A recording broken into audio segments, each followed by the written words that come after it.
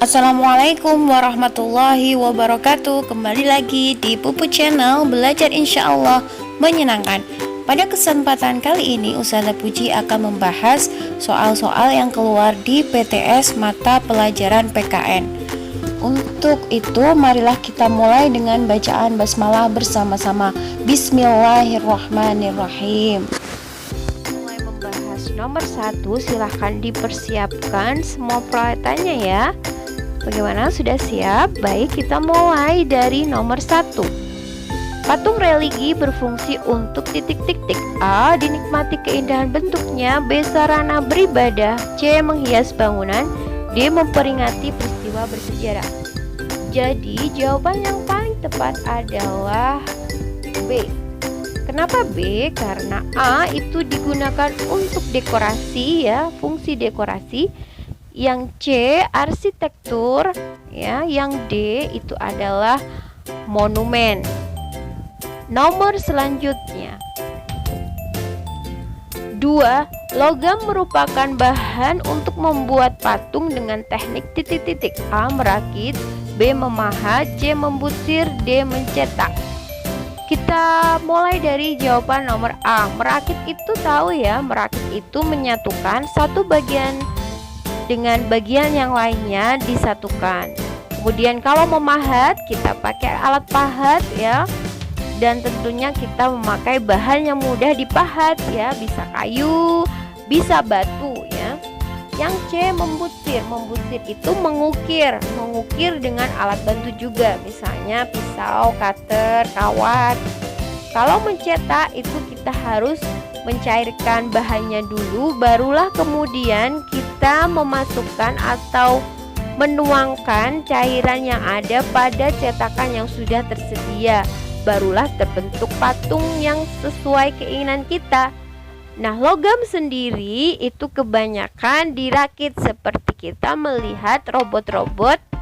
Dalam pembuatan robot itu dirakit, satu bagian disambungkan dengan bagian yang lain. Jadi paling benar jawabannya adalah A.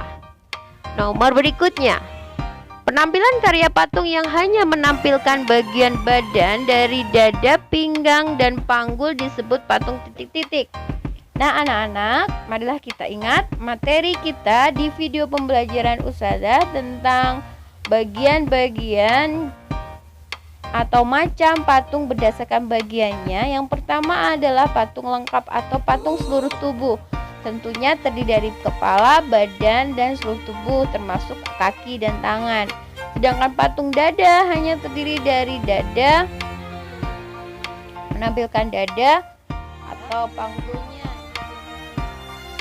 Lanjutnya, nomor berikutnya, nomor 5. Karya seni 3 dimensi yang memiliki panjang, lebar, dan tinggi meniru berbentuk manusia, hewan, tumbuhan, ataupun benda yang dibuat menggunakan teknik tertentu disebut sebagai titik-titik. Karena dia memiliki 3 dimensi, punya panjang, lebar, dan tinggi, jelaslah bahwa dia termasuk dalam kelompok patung ya. Sedangkan lukisan itu adalah gambaran dari sebuah objek. Kolase itu adalah karya seni yang merupakan tempelan-tempelan, baik itu dari barang bekas tumbuhan alam ataupun dari kertas. Sedangkan mozaik itu adalah karya seni yang berupa tempelan dari beberapa gambar dijadikan satu tema tertentu. Yang nomor 6, patung seni adalah patung yang dibuat dengan tujuan titik-titik. A. Sebagai karya seni murni untuk estetika yang hanya dinikmati keindahan bentuknya. B. Untuk dijual, patung jenis ini dibuat oleh para pengrajin. Bukan ya, yang B. C. Untuk memperingati atau mengenang peristiwa kejadian yang bersejarah, itu masuk pada patung monumen ya. D. Untuk sarana beribadah, ini patung fungsinya untuk religi. Jadi patung seni jawaban yang paling tepat adalah A. Nomor 7. Supaya tampak lebih indah, patung diberi warna menggunakan A. terpentin, B. Cat, C. Oli, D. Wantek. Jawaban yang paling tepat adalah B. Cat. Ini hampir semuanya benar ya. Nomor 8. Nah, nomor 8 ini merupakan salah satu contoh patung monumen ya. Patung yang menggambarkan sejarah perjuangan Dr. Sutomo. Monumen Dr. Sutomo merupakan patung yang ada di Kecamatan Loceret, Kabupaten Nganjuk. Menurut pembagian macam berdasarkan fungsinya termasuk patung C. Monumen ya, karena ada patung religi berarti untuk beribadah, dekorasi untuk hiasan, arsitektur untuk bangunan. Nomor 9. Patung Dewa Murungga yang terkenal di negara Malaysia berdasarkan fungsinya termasuk jenis patung A. Religi, B. Arsitektur, C. Monumen, D. Dekorasi. Yang paling tepat adalah A. Religi. Perjuangan Dr. Sutomo. Monumen Dr. Sutomo merupakan patung yang ada di Kecamatan Loceret, Kabupaten Nganjuk. Menurut pembagian macam berdasarkan fungsinya termasuk patung C. Monumen ya, karena ada patung religi berarti untuk beribadah, dekorasi untuk hiasan, arsitektur untuk bangunan. Nomor 9. Patung Dewa Murungga yang terkenal di negara Malaysia berdasarkan fungsinya termasuk jenis patung A. Religi, B. Arsitektur, C. Monumen, D. Dekorasi. Yang paling tepat adalah A. Religi ya. Nomor 10. Patung rangka manusia yang ada di sekolah kita menurut bagian patung termasuk patung A. Patung ekor, B. Patung torso, C. Patung dada, dan D. Patung lengkap. Jadi patung rangka pada manusia itu ada kepala, badan, kaki, dan tangan. Jadi menurut kelompok bagiannya termasuk patung lengkap D. Soal berikutnya. Di bawah ini merupakan alat dan bahan dalam pembuatan patung dari sabun mandi kecuali, jadi yang salah ya. A. Cutter, benar ya ini. B. Sabun batang, kita butuh sabun batang juga. C. Kawat, ini gunanya untuk membutsir. Jadi selain cutter kita juga bisa pakai kawat untuk membutsir sabun batang. Yang paling benar jawaban karena kita cari yang salah, itu jawabannya adalah D. Nomor berikutnya nomor 12. Alat cetakan biasanya digunakan untuk pembuatan patung dari bahan di bawah ini kecuali ya. A. Semen, ini bisa ya digunakan cetakan. B. Akrilik ya, ini juga bisa. C. Lilin, ini juga bisa kita cairkan dulu kemudian kita cetak. D. Batu. Nah, ini yang tidak bisa sama sekali karena batu itu bila kita memakai bahan batu maka kita harus memakai teknik memahat ya. Yang selanjutnya nomor 13. Meja putar merupakan alat yang digunakan dalam pembuatan patung yang berbahan A. Tanah kapur, B. Tanah liat, C. Kayu, dan D. Akrilik. Kalian sudah tahu meja putar? Meja putar itu biasanya digunakan untuk pembuatan patung yang bahan lunak. Jadi jawaban yang paling tepat adalah B. Nomor berikutnya adalah nomor 14. Garis yang dilalui penari saat melakukan gerakan tari disebut A. Pola gerak, B. Pola lantai, C. Pola tari, D. Pola lengkung tari. Jawaban yang paling tepat adalah nomor berikutnya adalah nomor 14. Garis yang dilalui penari saat melakukan gerakan tari disebut A. Pola gerak, B. Pola lantai, C. Pola tari, D. Pola lengkung tari. Jawaban yang paling tepat adalah B. Pola lantai. Nomor 15. Bentuk penyajian tari ada beberapa macam, yaitu seperti di bawah ini kecuali. Jadi dalam macam-macam bentuk penyajian tari ada tari yang disajikan tunggal ya atau satu orang.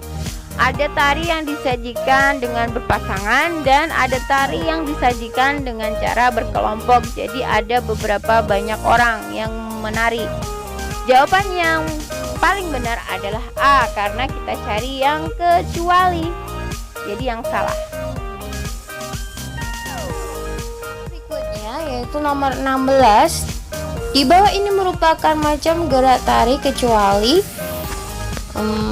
Jadi di sini adalah ada gambar tari kupu-kupu ya, nih ya. Di bawah ini merupakan macam gerak tari yang mana berdasarkan gambar, dan di gambar itu terlihat tari kupu-kupu, jadi menirukan gerakan kupu-kupu.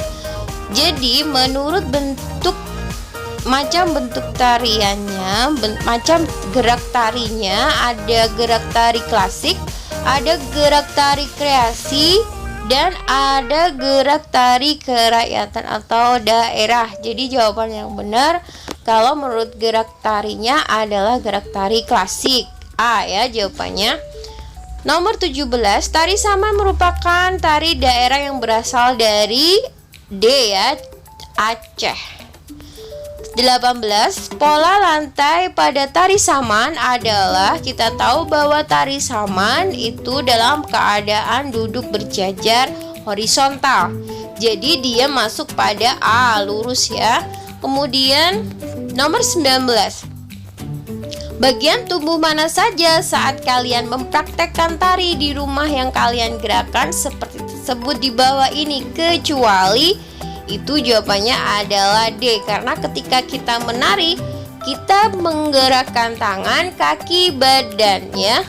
20, tari lego-lego sekarang digunakan untuk C, penyambutan tamu yang datang. Kita tahu bahwa tari lego-lego itu adalah tari yang merupakan tari daerah Alor di Provinsi Nusa Tenggara Timur. Tari lego-lego ini menggambarkan kesatuan dalam masyarakat tersebut. 21, gerak tari merak menurut bentuknya termasuk pada bentuk tari. Nah, ini hampir sama ya dengan gerak tari kupu-kupu tadi. Jadi jawabannya adalah gerak tari klasik. 22, Doni ingin mementaskan tari tradisional secara berkelompok. Jadi berkelompok itu harus lebih dari 2. Kalau 2 itu namanya gerak tari bentuk sajiannya berpasangan. Sedangkan jika lebih dari 2 itu masuk dalam bentuk sajian tari kelompok. Jumlah anggota kelompoknya 5. Jadi ini jelas bahwa bentuk sajiannya adalah bentuk sajian tari kelompok. Berdasarkan macam bentuk sajian tari itu dibagi jadi 3 ya. Jadi ada tari tunggal atau dikerjakan satu orang. Kemudian tari berpasangan berarti dikerjakan berpasangan. Dan yang ketiga adalah tari kelompok. Maka yang paling betul adalah jawabannya B. Doni bisa melakukan bentuk penyajian tari piring secara berkelompok. 23. Berikut ini yang bukan merupakan fungsi tari. Sebagai sarana upacara adat betul ya, sebagai media bergerak salah ya. Jadi jawabannya adalah B. Kita cek jawaban C dan D harus salah. Sebagai sarana hiburan betul ya, sebagai media pertunjukan betul juga. Jadi jawaban yang bukan itu adalah B.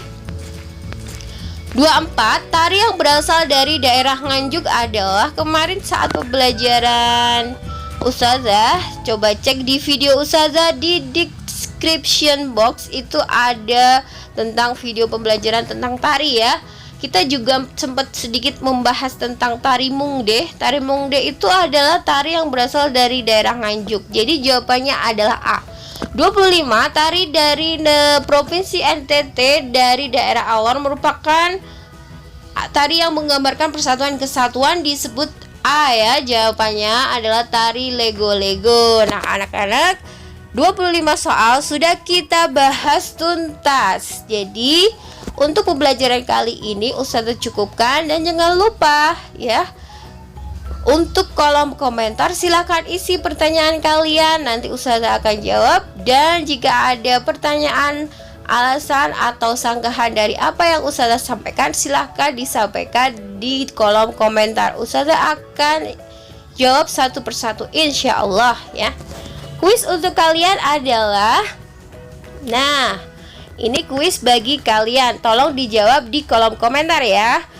Ada berapa macam bentuk sajian tari yang sudah kalian pelajari? Ustazah ulang.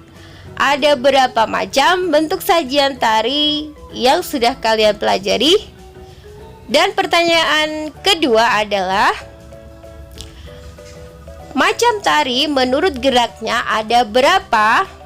Saya ulang, macam tari menurut geraknya ada berapa?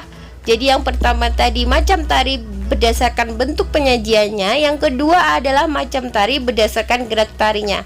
Silahkan kuis dari Ustazah ini dijawab di kolom komentar dengan menyebutkan nama dan kelasnya. Terima kasih atas perhatian kalian dan see you next time. Semoga bermanfaat. Jika ini pembelajarannya menyenangkan, silahkan share, like, dan jangan lupa subscribe. Klik tombol loncengnya. Jazakumullahu khairah. Wassalamualaikum warahmatullahi wabarakatuh.